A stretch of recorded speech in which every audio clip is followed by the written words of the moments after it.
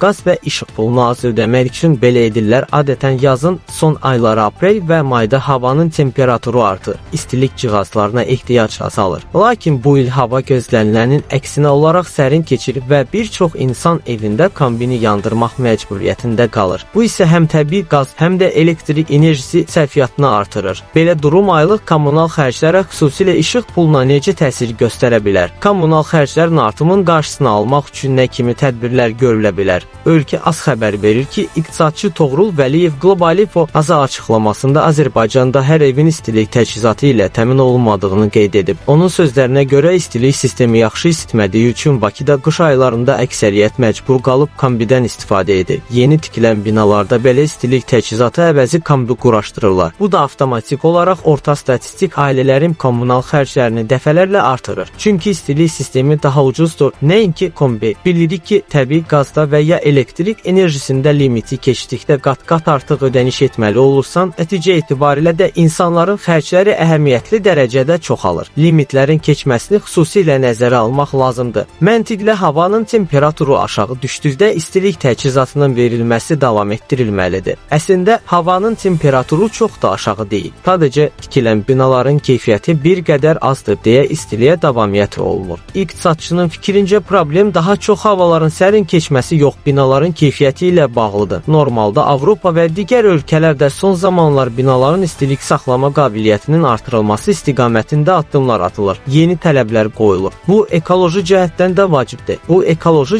də vacibdir. Çünki biz nə qədər elektrik enerjisindən təbii qazdan az istifadə etsək, o qədər yaxşıdır. Belə bir şey etmək isə binanın istilik saxlama qabiliyyəti ilə mümkündür. Təəssüf ki, bizdə bu istiqamətdə xüsusi tələblər olmadığı üçün yeni binalarda bunu etmirlər. Gərək bizdə də addımlar atılsın. Amma havaların qeyri-sabit şəraitdə keçməsi müəyyən xərclərin artımına səbəb olur. Bu baxımdan xərcləri azaltmaq çətin məsələdir.